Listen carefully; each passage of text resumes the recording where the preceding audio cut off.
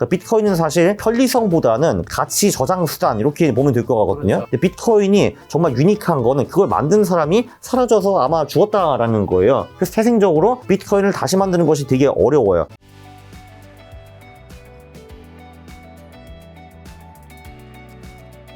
자, 그래서 이번 주제는 이제 코인으로 좀 들어가 보려고 하는데 예. 비트코인 신고가 찍은 후에 한국 원화로는 1억 거의 8천까지 찍었다가 지금 최근에 폭락을 했었죠. 1억 3천 한 2, 300까지 있다가 지금 1억 3천 8백까지 약간 반등했는데 폭락한 이유는 뭐고 어디까지 떨어질 수 있다고 보세요? 일단 30% 빠졌죠, 일단. 폭락한 이유는 제가 생각하기에는 비트코인을 가장 많이 가진 이제 고래들이 있잖아요. 네. 초창기부터 하시는 분들. 이제 그분들은 그 사이클을 여러 번 겪어보면서 아, 비트코인은 얼추 4년 사이클을 따르는구나라고 이제 어느 정도 생각을 하셨을 것 같아요. 그 4년 사이클 이론은 이제 뭐냐 하면은 비트코인 반감기라는 것이 있잖아요. 이제 반감기 후에 비트코인 공급이 절반으로 줄어드는데 보통 그 반감기 후 한 18개월 후가 비트코인의 고점 정점이고 그 후에는 1년 정도 날아가거든요. 한 60, 70% 정도 또는 그 이상. 그런데 그게 바로 언제냐 하면 25년 10월이에요. 왜냐면 24년 4월이 반감기였고 거기서 18개월을 더하면 25년 10월이 되거든요. 공교롭게도 그게 우연인지 아닌지 아무튼 10월 9일인가 10일 이제 그때 트럼프 대통령 오셔가지고 한번 퍽 쳐가지고 그때 코인이 한번 크게 작살났어요. 이제 최고점을 찍은 다음에 그리고 그거 회복을 못 하고 있는데 제 생각에는 아마 그런 식으로 고점을 찍고 내려오는 거 보고서 고래들이 아 이제 슬슬 다시 팔 때가 됐구나 4년 사이클에 막바지네 해가지고 실제로 어마어마하게 많이 팔았어요. 제가 알기로는 그 장기 보유자들이 80만 개 이상 판 걸로 저는 알고 있거든요. 장기 보유자 개인 고래들이 판 거를 23년부터 조금씩 팔고 있었는데 그거를 기관들이 다 받아줬거든요. 네. ETF 이런 것들이. 근데 지금 시장의 유동성이 좀 다소 부족한 것 같기도 하고 그 유동성 있는 거 가지고 비트코인을 사지 않고 딴 데로 돈이 좀 흐르는 것 같아요. AI 주식 뭐 이런 쪽으로. 그래서 고래들은 아 오케이 4년 사이클 왔네. 팔 때가 됐구만 해가지고 파는 거고 그거를 지금 받쳐줄 세력이 없는 것 같아요. 그러니까 지금 가격이 급락하고 있죠.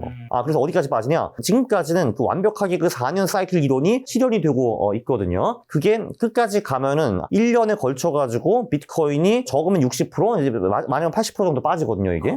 그래서 그런 식으로 하면은 뭐 한 4만 5만까지 떨어질 수가 있어요 사실 5만 이게. 달러? 지금 한 9만 정도니까. 네, 네. 그쵸? 그래서 이제 그 사이클이 되풀이 되면 그렇다라는 거고, 근데 여기서 이번엔 다를 수 있는가 얘기가 좀 나와야 되거든요. 그렇죠. 일단 코인은 유동성, 특히 이제 글로벌 M2에 가장 민감한 그런 이제 자산이에요. 그런데 안타깝게도 6월 말에 글로벌 M2가 고점을 찍고 그 후에는 회복을 못 하고 있어요. 네. 5개월 동안에 계속 횡보하고 있거든요. 그래서 지금 이제 그 코인러들이 기대하는 거는 12월에 연준이 QT를 일단 중단하고, 중단한다는 거는 통화량을 늘린다라는 말은 아니거든요. 그냥 이제 지속적으로 이런 식으로 가겠다라는 건데 그리고 얼마 후에 연준이 양적 완화를 해가지고 통화량을 늘리고 그러면 보통 한 두세 달 후에 비트코인 가격이 반등을 하거든요. 이게 희망 회로죠 한마디로. QT 중단하고 이제 양적 완화하고 그 다음에 이제 좀 시간을 준 다음에 비트코인이 오른다라는 건데 빨리 돼봤자 당장 이제 내년 초부터 시작해봤자 내년 1분기 언저리에 비트코인이 반등을 할 수가 있고 요 프로세스가 늦어질 수도 있는 거잖아요. 미국이 인플레이션이 높게 나온다는 둥, 뭐 실업률이 뭐 너무 낮다는 둥 이런 거 있잖아요. 네. 그럼 이게 내년 2, 3분기까지 넘어갈 수가 있는데 근데 그때까지 비트코인이 쭉쭉 계속 빠질 수도 있는 거죠. 네. 그래서 지금 보기에는 이 4년 사이클이 들어맞을 가능성이 그렇지 않을 가능성보다는 좀 더 높아 보입니다. 4년 주기 반감기 패턴 이번에도 유효하다는 거네요. 그렇죠. 그 유효할 가능성이 지금 상황으로도 높아 보여요. 그래서 실제로 지금 10월부터 이렇게 따라가고 있으니까 그 흐름이. 자, 근데 달러 패권이 그럼 약화된 시나리오에서 비트코인이 기축통화의 대안이 될 수 있을까요? 이게 재밌는 게 최근에 제가 역사를 뒤적이다 보니까 지금 달러가 불태환 화폐잖아요. 한마디로 그 금속으로 바꿀 수 없는 화폐인데 이제 그런 화폐를 쓴 그 제국이 딱 한 개 있었거든요. 근데 미국 전에 어딘 것 같으세요? 이렇게 불태환 화폐를 이제 돈으로 쓴 나라 제국. 로마? 아니요, 어디지? 걔도 그만 썼어요. 어딘데요? 몽고거든요. 몽골. 예. 그래서 되게 그 몽고의 통화 정책이랑 미국이랑 되게 비슷해요 보면은. 그러니까 결론적으로 거기도 처음에는 그 교초라고 했거든요 이거를. 그 걔네도 화폐 이름이 교초였어요. 처음에는 발행을 좀 천천히 하다가 네. 결국은 이제 돈을 쓸 때가 많이 생겼죠. 이제 복지도 해야 되고 전쟁도 해야 되고 그러니까 미국은 똑같아요. 그래서 결국은 통화 정책을 유지하던 거를 이제 포기하고 점점 더 남발하기 시작했어요. 네. 네. 그래서 결국은 하이퍼 인플레이션이 오고 이제 개망하고 이제 원나라도 역사로 사라지고 명나라가 왔거든요. 그게. 근데 지금 그게 얼추 되풀이가 되고 있어요. 지금 시간도 거의 비슷해요. 이제 그 교초도 한 100년 정도 갔거든요. 그 다음에 망했어요. 지금 이제 그 미국 달러도 1971년부터 불태환 화폐가 된 거거든요. 천천히 망해가는 구조가 몽고랑 비슷하더라고요. 그래서 지금 당장 망할 거는 아니지만 결국은 미국 달러에 대한 신뢰가 좀 많이 사라지고 사람들은 이제 태환 화폐, 그러니까 뭔가 진짜 뭐 있는 걸로 바꿀 수 있는 화폐를 요구하게 될 것인데 그거를 역사상에서 제대로 실제로 이룬 거는 금밖에 없었고 지금 이제 디지털 금 호소인인 비트코인이 나와 있습니다. 네. 그래서 결국은 미국 달러가 신뢰를 잃게 되면은 새로운 화폐는 비트코인 또는 그 금 또는 두 개 다의 연동된 화폐가 나올 수밖에 없을 거라고 생각을 해요. 근데 그거는 이제 아마 지금 스테이블 코인 때문에 그 시기가 좀 늦춰졌다고 저는 보고 있어요. 그래서 뭐 한 20년, 30년 후 얘기 아닐까 싶습니다. 저 그럼 내년에 비트코인 가격 어떻게 보세요? 지금 뭐 썩 좋게 보기가 좀 어렵네요. 그죠? 오른 걸 원한다면은 트럼프 대통령이 좀 무리라도 해서라도 통화 정책을 상당히 우호적으로 만들어야 되는 건데, 실제로 근데 트럼프가 큰 영향력을 행사할 수 있는 게 처음이 26년 5월일 것 같아요. 그때 파월이 잘리거든요. 네, 그리고 친구를 안 치겠죠, 거기다가. 근데 이게 친구를 안 친다 하더라도 너무 대놓고 트럼프 빠면 의회에서 저지할 가능성이 꽤 크대요, 이게 또. 그래서 이제 분명히 좀 더 통화 정책을 프렌들리하게 하는 사람이 26년 5월에 올 거는 이제 틀림없는 것 같은데, 그렇죠. 시간이 좀 걸리죠, 그게 모든 게 지금. 코인이 잘 되려면 26년에 통화 정책이 굉장히 완화적이어야 돼요. 그럼 이제 아까 전에 코인 가격이 5만 달러 정도까지 떨어질 때 이해해 주셨는데 뭐 그게 이제 베이스 시나리오죠, 베이스 시나리오. 네. 그러면 작가님은 비트코인에 이제 투자도 원래 하시던 분이니까 지금은 안 하죠, 당연히. 네. 예. 언제 다시 사실 계획이 있으세요? 지금 이제 글로벌 M2가 계속 지금 흥보하고 있거든요, 6월부터. 네. 네. 일단 그게 돌아와야 될 것 같고, 그게 올라가는 그림을 일단 좀 봐야 될 것 같아요. 다행히도, 보통 코인은 글로벌 M2에 2달에서 석 달 정도 후행하는 자산이거든요. 그래서 실제로 이게 올라가는 흐름이 나오고, 그 후에 들어가도 늦지 않을 것 같고요. 그리고 이제 그 올라가는 흐름이 나오기 전에 이놈이 120일 이동평균선을 돌파하면은 그때도 일단 정찰병원 보내놓을 겁니다. 네. 기본적으로 가격을 가장 잘 예측하는 거는 가격이에요, 사실. 사람들은 맨날 무슨 펀다멘탈이 있고 그 다음에 가격이 움직인다고 생각을 하는데 굉장히 많은 경우에는 가격이 올라가고 사람들이 거기에다가 그럴듯한 스토리를 붙여가지고 올라가는 경우가 많거든요. 그렇죠. 예. 자, 비트코인 고점과 저점을 판단하는 MBRB Z스코어 같은 원체로 대입한 데이터 지표는 신뢰할 만한가요? 뭐 신뢰 안 할 거는 당연히 없죠. 그냥 네. 그거는 팩트니까. 그 고점 저점을 측정하는 지표들 중에서 일반 MVRV 같은 것도 있고 말씀하신 대로 네. 뭐 SOPR 같은 것도 있고 푸엘이라는 지표도 있어요. 근데 그거는 거의 다 이제 어떻게 보면은 중장기 저점과 고점을 파악하는 이제 그런 지표라고 보실 수가 있습니다. 한마디로 주식시장에서 퍼와 PBR와 비슷한 거예요. 그러니까 이제 어떤 주식의 PBR가 0.3까지 떨어졌다 하면은 누가 봐도 저평가이기는 하지만 그거 자체로는 얘가 오르거나 내리지는 않거든요. 물론 장기적으로 PBR 0.3짜리 주식을 갖고 있으면은 얘가 언젠가는 재평가될 가능성이 높은 건데 코인도 비슷하게 보시면 될 것 같아요. 이제 어떤 특정 지표가 바닥을 찍는다 해가지고 당장 이렇게 V자로 올라가는 건 아니고 그러나 저평가 구간이다. 그러니까 장기 투자를 할 경우에는 그때쯤이면은 큰 리스크 없이 사모을 수 있는 구간이 되었다라고 볼 수가 있어요. 그러나 참고로 아직은 비트코인은 고지표들이 바닥을 찍지는 않았고요. 그냥 이제 옛날보다 좀 내려온 상태이긴 한데 그래도 그냥 뭐 보통 수준입니다. 그러니까 이제 찐바닥 수준이 아직은 아니에요. 현재 그럼 비트코인 시장, 비트코인 투자에서 직면한 가장 큰 위험 요인은 뭘까요? 단기적으로는 그 이제 통화량이 제대로 안 풀리는 게 가장 큰 요인일 거고 네. 장기적으로는 양자 컴퓨팅 위협이 있죠 지금. 그건 사실 지금 아무도 모르고 있는데 그게 사실 리스크인 거죠. 그러니까 찰스 에드워즈라는 분은 이제 2년에서 8년 내로 양자 컴퓨팅이 충분히 발달해가지고 비트코인을 깨부실 수 있다는 얘기를 하고 계시거든요. 자 근데 그러면은 어떻게 되는 그것도 굉장히 재밌는 얘기인데 그러면은 속수무책으로 우리가 비트코인을 다 털리는 것인가? 네. 그거는 아니에요. 이게 비트코인도 이 커뮤니티에서 룰을 바꿔버릴 수가 있거든요. 근데 지금 비트코인 지갑은 양자 컴퓨팅을 이제 막을 수 없게 되어 있어요. 근데 그것도 기술적으로 이미 다 발달이 되어 있어가지고 양자 컴퓨팅 공격을 막을 수 있는 지갑을 만들 수 있거든요. 지금도 사실. 근데 그거를 그 비트코인 하는 사람들이 컨센서스를 이뤄야 돼요. 아, 그냥 합시다 이런 식으로. 근데 거기서도 문제가 하나 있는 게 양자 컴퓨팅을 막을 수 있는 지갑이 나온다 하더라도 그 유저가 내 비트코인을 그 요 올드 지갑에서 뉴 지갑으로 옮겨야 되거든요. 근데 아마 아시겠지만 지금 죽어버린 지갑도 되게 많아요. 그러니까 이게 그러니까 그 사용자가 어디인지 되게 불분명한 지갑들도 네. 꽤 많거든요. 걔네들은 못 옮기잖아요. 올드 지갑에서 뉴 지갑으로. 그래서 이 올드 지갑에 남아있는 얘네들은 해커들이 와서 털어버릴 수가 있어요. 양자 해커들이. 그리고 그 분량이 이르면 몇백만 개가 된다. 그리고 해커들이 그거를 천천히 시장에서 던진다. 돈 벌기 위해서. 그러면 시장이 대혼란에 빠질 수도 있고 그리고 비트코인 이미지가 안 좋아지고 신용이 떨어질 수도 있고 이런 문제가 남아있어가지고 요 양자 컴퓨팅 위협에 어떻게 현명하게 대처하냐가 제가 보기엔 장기적으로 가장 중요한 테마가 될 것 같아요. 그거를 제대로 대처 못하면은 이제 나중에 달러가 대체가 될 때 아 비트코인 저거 안 되겠다. 그럼 하자. 이런 식으로 갈 가능성이 꽤 있죠. 자, 비트코인과 금의 가격 격차가 훨씬 심해졌습니다. 원래 비트코인 투자 좋게 보신 분들은 금 시가총액 넘어선다 얘기 굉장히 많았는데 지금은 그 격차가 훨씬 더 심해졌는데 여전히 금 시가총액 넘어설 가능성이 있을까요, 미래? 뭐 당연히 뭐 내년은 못 될 것 같고요. 10배 이상 차이가 나니까. if가 몇 개 붙죠. 그 양자 컴퓨팅 그 위협을 좀 현명하게 타개할 수 있느냐. 네. 됐다고 치고. 네, 그러면은 뭐 한 10년, 20년? 그 언저리에 금에 도달할 수는 있죠. 왜냐면은 사실 비트코인이 만들어진 이유가 사실 그 금의 약점들을 보강한 거거든요. 이제 금의 가장 큰 약점은 뭐냐 하면은 그게 무겁고 어디 그 실어 나르기가 굉장히 어렵다라는 문제가 있어요. 그러니까 예를 들면은 금이 진짜 돈인데 내가 브라질에서 커피를 사올 때 근데 그 금을 맨날 보내고 그럼 브라질 사람 그 금 받아가지고 미국에 보내고 이런 게 불가능하잖아요. 그래서 결론적으로 그 금을 은행 같은데 이제 모셔다 놓고 그 거기서 은행에서 이제 금 보증 용지 같은 거 받아가지고 나눴거든요. 그게 돈이었어요, 사실. 근데 안타깝게도 이제 그 금을 보관하는 사람들, 그게 은행이나 정부가 되는데 얘네들이 맨날 치팅을 했죠. 예를 들면 금이 1kg밖에 없는데 10kg짜리 종이를 발행하는 거예요. 이런 식으로 이제 돼갔거든요. 그게 이제 금의 치명적인 단점이었고 그거는 비트코인이 해결할 수가 있어요. 실제로 그 비트코인을 디지털로 보낼 수가 있으니까 금의 문제를 비트코인이 해결했다라고 볼 수가 있는데 물론 근데 비트코인은 딴 문제들이 좀 있죠. 예를 들면 조금 전에 나온 그 양자 컴퓨팅 문제도 있고 해킹 문제도 좀 있고 그리고 이제 정의가 안 먹히면은 그게 못 쓰는 문제도 좀 있고요. 네, 그리고 역사가 짧기 때문에 그게 결정적인 것 같은데 금은 성경위로 380번 나오거든요, 얘기가. 네, 근데 비트코인 생긴 지 15년밖에 안 됐고 그런 문제가 있기 때문에 완벽하게 금을 보완할 수 있는가 그런 퀘스천 마크가 있죠. 아무튼 그 보강하는 것도 충분히 있기 때문에 뭐 20년 지나고 양자 컴퓨팅 문제를 해결한다고 하면은 금과 시가총액과 뭐 비슷해질 수 있을 것 같습니다. 모든 비트코인 채굴이 완료되는 게 2140년 이후라고 제가 알고 있는데 그때는 비트코인 가격이 어떻게 될까요? 그때 내가 살아있을까? 네, 그래서 그건 생각해 본 적이 없습니다. 네.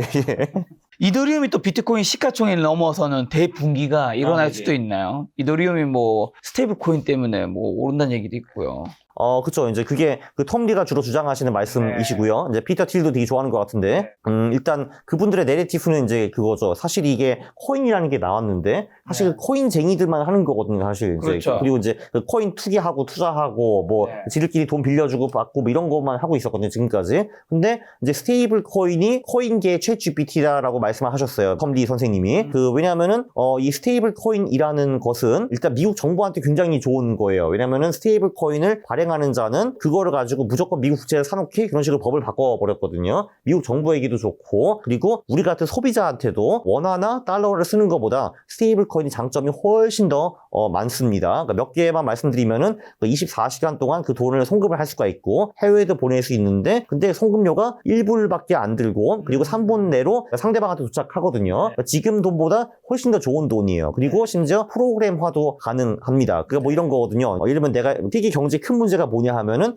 지불과 계약은 분리되어 있다라는 거예요. 이게 이제 뭐냐 하면은 여기 와가지고 출연료를 받는다고 칠게요. 근데 근데 그러면은 뭐 그럴 거 아니에요. 야 네가 나와가지고 하면은 뭐 너한테 10만 원 줄게 이렇게 할 거 아니에요. 근데 그거는 어떻게 보면 이제 구두 계약인데 실제로 지불하는 거는 이제 김 작가님이 하실 수도 있고 안 하실 수도 있고 늦게 할 수도 있고 트집을 잡을 수도 있고 뭐 밥만 줄게 할 수도 있는 거잖아요. 근데 이제 프로그램화된 돈은 뭐 이런 거예요. 이제 여기 나와가지고 하는 게 입증이 되면은 곧바로 돈이 넘어가기 이제 그런 거를 할 수가 있는 거거든요. 그리고 예를 들면은 이런 것도 알 수 있어요. 이게 조회수가 10만 개 넘게 나오면 너 20만 원 주고 아니면은 뭐 이제 뭐 10만 원 줄게 이런 식으로 그것도 프로그래머가 가능하거든요. 개런티가 네요. 네, 맞아요. 이제 근데 그렇게 하면은 사실 굉장히 많은 낭비를 이제 제거할 수가 있는 거죠. 그런 걸 스테이블 코인 다 할 수가 있어요. 그래서 결론 미국 정부한테 겁나게 좋다. 그리고 소비자한테도 보통 좋고 그리고 그 발행하는 업체는 더 좋아요. 왜냐하면은 걔네들 없는 스테이블 코인을 발행해가지고 뿌리고 그 대신에 돈을 받은 다음에 그걸 미국 국채에 투자해가지고 이자를 그냥 먹을 수가 있거든요. 그래서 발행하는 업체한테도 좋고 미국 정부에게도 좋고 전 세계 사용자에게도 좋기 때문에 스테이블 코인 시장은 폭발적으로 커질 것인데 그 스테이블 코인 시장이 이제 블록체인 위에 있는 거거든요. 근데 그 블록체인의 절반 이상을 이더리움이 먹고 있어요. 그래서 스테이블 코인 시장이 폭발적으로 커지면은 그 밑에 있는 블록체인 이더리움도 엄청난 효과를 보게 될 것이고 그래서 비트코인의 시가총액을 넘어설 수 있다라는 것이 텀 리와 아이들의 주장입니다. 예. 약간 공감하시는 편인가요? 예, 저는 가능성이 있다고 보고 있는데, 근데 비트코인과 이더리움의 결정적인 다른 점은 이제 이 비트코인은 대체제가 없어요. 대체제. 그러니까 비트코인은 사실 편리성보다는 가치 저장 수단 이렇게 보면 될 것 같거든요. 그렇죠. 금 같은 거. 근데 보면은 금도 대체제가 사실 없거든요. 근데 은이 금의 대체제 비슷한 걸 했는데 이제 가치 저장 수단으로 확실히 좀 떨어져 나갔고, 근데 비트코인도 이제 비슷한 존재예요. 왜 비트코인과 비슷한 거 만들 수 없는가? 솔직히 지금 기술력으로 비트코인과 똑같은 거 만드는 건 어렵지 않거든요. 근데 그걸 만든 사람은 그 비트코인 생태계에서 영향력을 주려고 할 거 아니에요. 사람의 욕심이 다 있으니까. 근데 비트코인이 정말 유니크한 거는 그걸 만든 사람이 사라져서 아마 죽었다라는 거예요. 그래서 진정한 탈중앙 이제 그 자산이 된 거거든요. 근데 그래서 태생적으로 비트코인을 다시 만드는 것이 되게 어려워요. 이더리움은 좀 다른 게 그 이더리움은 사실 그 기술력 때문에 이제 어떻게 보면 가치를 인정을 받는 건데 그거는 사실 딴 그 코인이나 뭐 그런 게 와가지고 대체할 가능성이 없다고 볼 수는 없죠, 사실은. 그리고 또 구글, 삼성, 애플도 그럼 빅테크 기업들이 자체 레이어 1 블록체인 플랫폼을 구축하게 되면 이더리움 생태계가 그럼 위협 당할 수 있나요? 당할 수 있기는 한데 자기네들 플랫폼 내에서 이제 우리 거만 써라 하는 거는 어쩔 수가 없을 텐데 범용적인 블록체인을 쓰려면은 이제 한 회사가 만든 건 사람들이 잘 안 믿으려고 하겠죠. 중립적인 체인이 필요한데 위탈릭 아저씨는 잘 살아 있기는 하지만 그래도 이더리움은 이제 거의 완벽히 탈중화 되었다라는 그 스토리가 좀 붙어 있고 그리고 이제 최근 10년 동안에 큰 문제도 없었고 이제 이런 게 있기 때문에 아무래도 뭐 구글, 아마존, 삼성에서 만드는 이제 블록체인보다는 전 세계 범용적으로 좀 더 쌓일 가능성이 높죠. 빅테크 기업들이 서로 플랫폼을 쓰지 않고 약간 중립적인 이더리움을 쓸 수 있다는 거네요. 그렇죠. 네네. 저도 좀 꺼릴 거 아니에요, 사실. 근데 아마존 같은 데만 해도 구글 체인 안 쓰려고 할 거네요, 당연히. 자, 그렇다면 이제 강우 작가님께서 좋게 보시네요. 어쨌든 비트코인이 뭐 지금의 하락장이 언제 끝날지 모르지만 그 하락장이 정리되고 안 되면 다시 오르는 것들이 또 생길 텐데 그때 사 모아도 괜찮을 만한 코인들은 뭐 어떤 것이 비트코인, 이더리움은 좋게 보시는 것 같고. 그러니까 지금까지는 코인이라는 게 전부 다 꿈만 먹는 거였거든요. 우리가 세상을 바꿀 거야 했는데 지금까지는 바꾼 게 사실 별로 없거든요. 근데 이제 스테이블 코인 시대가 나오면서 좀 달라졌어요. 그래서 실제로 돈을 버는 코인들이 나오기 시작했어요, 이미. 근데 이런 식으로 그룹핑하는 게 되게 쉬운데 한마디로 스테이블 코인 시장이 커지면은 이제 그 스테이블 코인 밑에는 그 블록체인이 있거든요. 근데 어떤 블록체인을 쓰느냐 이제 그거를 좀 봐야 되고요. 그중에 지금 대표적인 1위가 이제 이더리움이고 트론이라는 데도 굉장히 크고요. 그리고 아직 뭐 솔라나 BNB는 그 밑에 있는데 그 걔네들 위상에는 아직 못 미치고 있다고 보시면 될 것 같고 그 다음에 거래소들 이게 이제 스테이블 코인이 커지면은 그게 자연스럽게 비트코인이나 알트코인 투자 또는 투기로 흘러들어갈 가능성이 매우 높거든요. 그래서 그 거래소들 걔네들 가만히 앉아가지고 돈을 버는 이제 시스템인데 그 코인 거래소들이 업비트 비슷하면 아니지만 해외 거래소들은 거의 다 자체 코인이 있어요. 그래서 얘네들은 거래 수수로 돈을 번 다음에 그걸 일부 활용해가지고 그 코인들을 사서 소각시켜버려요. 자사주 매입하는 것처럼. 그래서 그런 애들도 장기적으로 우상할 가능성이 매우 높죠. 이제 가장 대표적인 타자가 뭐 BNB겠죠. 바이낸스 코인이니까. 최근에 핫한 거는 뭐 하이퍼 리퀴드. 거기도 이제 선물 거래소이거든요. 탈중앙 선물 거래소. 이제 거기도 거래 수수가 발생하면은 계속 그걸로 하이퍼 리퀴드를 사가지고 소각시키는 그런 시스템으로 가기 때문에 뭐 그런 것도 뭐 나쁘지는 않죠, 사실은. 한마디로 실제로 돈을 버는 구조가 되는 코인들 위주로 사는 게 굉장히 좋아요, 제가 보기에는. 자, 지금 비트코인 이제나 다른 코인들 투자하시는 분들이 기다리고 있는 것은 이제 바닥 찍고 올라가는 타이밍에 내가 들어가고 싶기를 바라고 있을 텐데 그분들한테 뭐 마지막으로 비트코인 투자 관련해서 타이밍에서 좀 언제부터 사모아야 된다 좀 조언 한마디 주신다면요. 저는 그래서 일주일에 한 번 정도는 비트코인 글로벌 M2라고 쳐보거든요. 그럼 차트들이 나와요. 이제 지금 비트코인 가격이 어디 있고 그리고 이제 글로벌 M2가 어느 정도인지. 근데 6월 말부터 계속 이 글로벌 M2가 좀 횡보 또는 가볍게 떨어지고 있거든요. 그래서 얘가 이제 저점을 찍고 올라가면은 저점 찍은 후에 한 두어 달 후에 들어가도 늦지 않아요, 이게. 왜냐면 비트코인이 기본적으로 두세 달 정도 후행을 하기 때문에 그때가 좋은 타이밍이라고 저는 봐요. 정확히 뭐라고 검색해야 된다고요? 글로벌 M2 비트코인. 글로벌 M2 비트코인 검색하면 나오나요? 네, 그러면 이제 뭐 비지오메트릭스라든지 뭐 몇 개 사이트가 있거든요. 그거 클릭하면은 차트가 나와요, 거기. 알겠습니다. 그때 사면 늦게 너무 빨리 들어가는 게 아니다. 뭐 그죠. 네. 자, 마지막 주제 금 좀 다루려고 하는데 금값이 사상 최고치 경신하면 온수당 4,000달러도 넘어섰었고 지금 뭐 약간의 조정과 반등과 이런 거 반복하고 있는데 일단 이 전례 없는 상승의 근본 원인은 뭘까요? 근본 원인은 금이라는 게 전 세계적으로 유일하게 가치를 유지한 자산이에요. 3,500년 전에 당시 이제 금 1온스를 가지고 350개 빵을 살 수가 있었는데 지금도 얼추 비슷해요. 그런 걸 살 수가 있고 로마 시대 군인 월급도 이제 금화로 줬는데 그게 지금 미국 중령이 받는 월급과 거의 비슷하대요. 그러니까 가치를 유지를 한 거예요. 3,500년 동안에. 그래서 한마디로 이제 우리 인간의 무의식에는 금은 이제 정말 리얼 돈이다 이런 게 남아 있거든요. 그리고 이제 지금 금값이 올랐다고 하셨는데 정확히 말하면은 달러화가 금 대비 떨어졌다고 볼 수도 있어요. 달러화가 신뢰에 타격을 받은 게 두 번 크게 있어요. 2008년과 2022년 2002년이거든요. 네. 2008년은 금융위기가 왔기 때문에 저 지금 미국이 하는 저 금융 시스템이 문제가 있구나라고 인지를 하게 됐어요. 전 세계 사람들이. 네. 그리고 2010년부터 중앙은행들이 금을 사모으기 시작해요. 걔네들이 90년대부터 20년 동안 팔았거든요, 금을. 얘네들이 눈치챈 거죠. 아, 오케이. 야, 미국 달러만 믿는 거는 굉장히 이제 불확실하다. 우리는 이제 두 번째 화폐로 금도 사모아야 돼 해가지고 2010년부터 사모으기 시작했고, 이때부터 꾸준히 중앙은행들이 매입을 하다가 22년부터 그 매입하는 양이 확 늘어나요. 한 두세 배 정도 늘어나거든요. 그리고 그거를 지금도 유지가 되고 있어요. 그 사모으는 게. 그게 왜 그러냐. 그 22년에 러우 전쟁이 터지면서 미국과 유럽이 러시아를 제재해가지고 스위프트망에서 퇴출시켜버리고 걔네들의 자산을 이제 동결했거든요. 그러니까 그거 보고 전 세계가 느낀 거죠. 아, 미국과 수틀리면은 그럼 우리 달러를 전부 다 저런 식으로 동결해버릴 수가 있는 거구나. 그럼 난 이거 그럼 소용이 없는 거네. 지금은 러시아가 미국한테 얼어 터지고 있지만 다음은 우리 차릴 수도 있는 거잖아. 이런 식으로 생각하게 되고, 그래서 불안감을 느낀 대부분 국가들이 금을 사모으기 시작하고요. 그리고 이제 중국 같은 경우는 2011년인가? 이제 그때까지 미국 국채를 열심히 사줬는데 그때부터 안 사주고 있고 그 돈으로 금을 사고 있어요. 그런 게 그 가장 큰 수요처라고 볼 수가 있고, 사실 가격이라는 거는 수요와 공급인데 금이라는 게 그 돈처럼 이렇게 막 찍어낼 수가 없는 거잖아요. 실제로 그렇죠. 광산에서 캐와야 되는 건데 그게 되게 어려워요. 왜냐면은 전 세계 사람들이 몇천 년 전부터 세상을 막 돌아다니면서 광산을 뒤지고 있거든요. 그래가지고 이제는 쉬운 남은 게 금은 없어요. 제가 네. 이제 막 길거리 가다가 툭 눌렀는데 금이 나고 이런 건 없거든요, 더 이상. 네. 그래서 금을 채굴하는 게 점점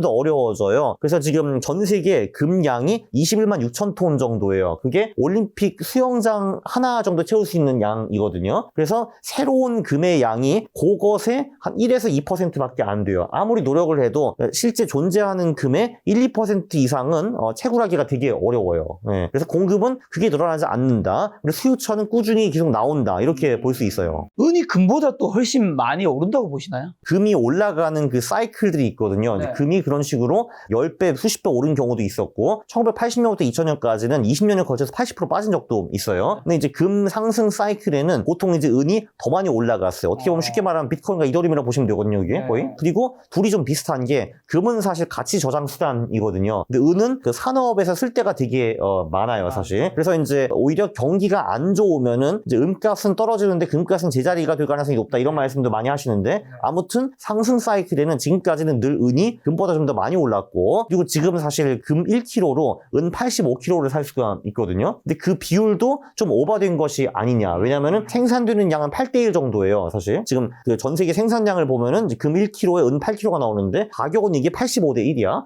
이게 좀 말이 안 되지 않느냐? 은이 좀 저평가된 게 아니냐. 이런 얘기가 많이 나오고 있죠. 그래서 은 투자도 좀 추천하시는 편인 것 같네요. 네, 금, 은은 뭐 저는 늘 추천하고 있고, 네, 그렇죠. 그럼 지금이라도 금은에 투자하는 건 현명한 선택일까 아니면 좀 과도한 추격 매수일까요?